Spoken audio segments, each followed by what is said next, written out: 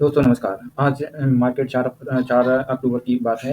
Market open हुआ gap down में और वो कैसे ट्रेड कर रहा है ये आपको ये दिख रहा होगा। लेकिन आज का मुद्दा ये नहीं है, आज हम कुछ अलग-सा करने वाले हैं। अलग मतलब ये कि हम लोग आज यही करेंगे कि मार्केट के लिए कौन से चार्ट को हमको देखना चाहिए।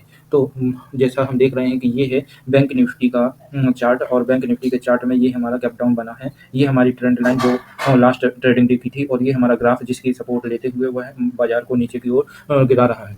तो यहाँ पर जो कैंडल बनती है, इन कैंडल को देखिए, और फिर आप लोगों को यह अनुमान लगाना है कि जो फ्री ऑफ कॉस्ट जो ट्रेडिंग चार्ट हम लोगों को मिलते हैं ऑनलाइन, वो सही है या आपके जो टर्मिनल के साथ ब्रोकर चार्ट प्रोवाइड करता है वो सही है। तो यहाँ पर आप देख सकते हैं कि चार्ट में जो कैंडल जो साइज और आकार होता है, उसको यहाँ पर चेक किया जाता है कैंडल की जानकारी रखने वालों के अनुसार।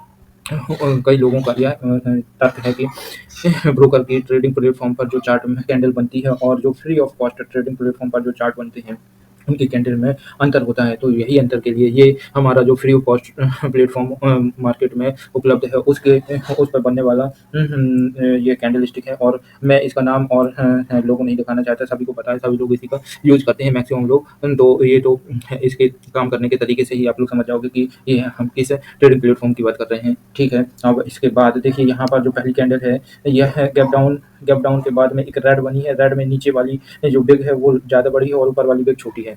अब इसके बाद फिर एक ग्रीन कैंडल बनी जिसमें पूरे में बिग ही बिग है, क्रॉस का निशान है। और इसके बाद में एक सिर्फ छोटी सी कैंडल ऊपर की बिग वाली बनी, फिर एक शेडोल कैंडल बनी है जो कि दोनों साइड छोटी छोटी बिग है। तो इस तरीके से हमने 4 कैंडल 15-15 मिनट की, लगभग 1 घंटे की कैंडलों का हम सर्वे कर रहे हैं, और इस सर्वे को हमको चेक करना है। तो देख सकते हैं यहाँ पे पूरा अभी वर्तमान में जो मार्केट 1 बजे 15 मिनट की कैंडल जो बन रही है वहाँ तक का देख सकते हैं। ठीक 1 बजे जो कैंडल बनी थी वो ग्रीन थी, और वो भी एक शेडोल कैंडल जिसमें नीचे की ओर बिग कुछ ज़्यादा ही था। अब चलते हैं हम अपने ब्रोकर के टर्मिनल पर, जिसमें बनने वाली कैंडल, और ठीक इसी टाइम फ्रेम में उस कैंडल को भी हम चेक करते हैं। तो चलिए हमारे टर्मिनल दोस्तों, तो अब हम आ चुके हैं अपने जो हमारा पर्सनल ब्रोकर का टर्मिनल है उसमें आ चुके हैं। और उस टर्मिनल को हम यदि देखें तो हमारी यहाँ पर भी वैसे ही एक व्हाइट कलर की ट्रेंड लाइन है जिसका सपोर्ट लेते हुए मार्केट नीचे की ओर गिर रहा है, और यहाँ पर भी गैप डाउन की स्थिति है। और यहाँ जो बनने वाली कैंडल है वह कैंडल भी रेड ही है, लेकिन इसकी जो इसमें जो ब्रेक निकली हुई है ये ऊपर और नीचे लगभग बराबर लेंथ की, और बीच में शेडोल लेंथ की चौकोर एक रेड कैंडल बनी हुई है। और जबकि जो प्राइवेट टर्मिनल था उसकी कैंडल में ऊपर वाली बिग थोड़ी कम थी और नीचे वाली बिग का एरिया ज़्यादा लगभग इतना ही था, लेकिन यह जो शेडोल लेंथ थी यह थोड़ी ऊपर की ओर ज़्यादा बनी हुई थी। दूसरी कैंडल में क्रॉस था, और इसके बाद ये 3 कैंडल तो ठीक दिख रही है, ये चौथी कैंडल भी ठीक ही है, और ये जो अभी बन रही है और बाकी के सारी कैंडल लगभग ठीक है। हाँ, यह 1 बजे की कैंडल के नीचे की जो बिग है यह हमारे ट्रेडिंग प्लेटफॉर्म की कैंडल में कुछ ज़्यादा बड़ा सा दिख रहा है, यह हम देख सकते हैं। तो हम लोगों की मजबूरी भी होती है, क्योंकि हम लोगों के ट्रेडिंग प्लेटफॉर्म एक है, या एक ही टर्मिनल पर एक ब्रोकर का अकाउंट हम खोल सकते हैं। अगर हम उसमें चार्ट देखेंगे तो फिर हम लोगों को ट्रेड लेने में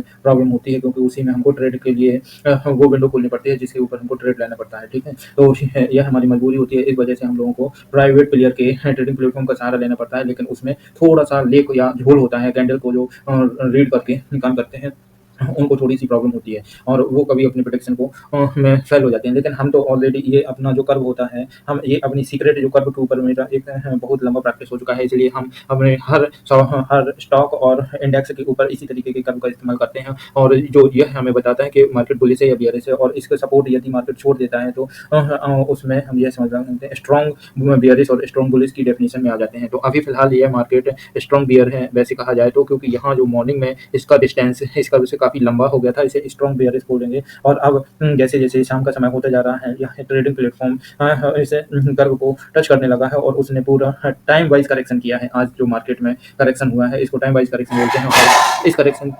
से जो ऑप्शन बाइंग करने वाले हैं उन लोगों का पैसा थीटा टिके के तौर पर कटा जाता है, चूँकि 3 दिन मार्केट के हॉलिडे होने के कारण जो लोग लास्ट ट्रेडिंग सेशन में कुछ क्वांटिटी को उठा के ले गए थे उन लोगों का थीटा टिके भी हुआ होगा। और वन वे ट्रैक पर आज जो जिस तरीके से डाउनफॉल हुआ है, तो इससे अगर कॉल वाली पोजीशन लेकर के गए थे जो लोग, तो उन लोगों को काफ़ी तगड़ा नुकसान आज उठाना पड़ा होगा। तो कभी भी इस तरीके के मार्केट को कोई प्रेडिक्ट नहीं कर सकता था, और जो भी टुमारो प्रेडिक्शन के हिसाब से निफ्टी और बैंक निफ्टी के प्रेडिक्शन एवरी इवनिंग में 5 बजे के पास में देते हैं। उन लोगों को से अगर तर्क पूछोगे तो किसी का बोलने का तरीका कुछ और होता है, किसी का कुछ और। लेकिन हम सिर्फ़ लाइव मार्केट में ही आके अपने प्रेडिक्शन और अपने ट्रेड के लिए ही प्रेडिक्ट करते हैं, ना कि किसी और को ज्ञानी बन के किसी और को सलाह देते हैं कि कि भाई तू उठा ले इस मेरी प्रेडिक्शन पे। मैं किसी को अपने सब्जेक्ट एक्सपर्ट होने के बाद भी मैं किसी को ये नहीं कहता कि मुझसे मुझसे इस सब्जेक्ट की नॉलेज ले ले। मैं यही कहता हूँ कि भाई तुझे जहाँ जैसा अच्छा लगता है वहाँ से नॉलेज लेना, क्योंकि तेरा दिमाग मेरे दिमाग से कंपेयर नहीं कर सकता हूँ मैं।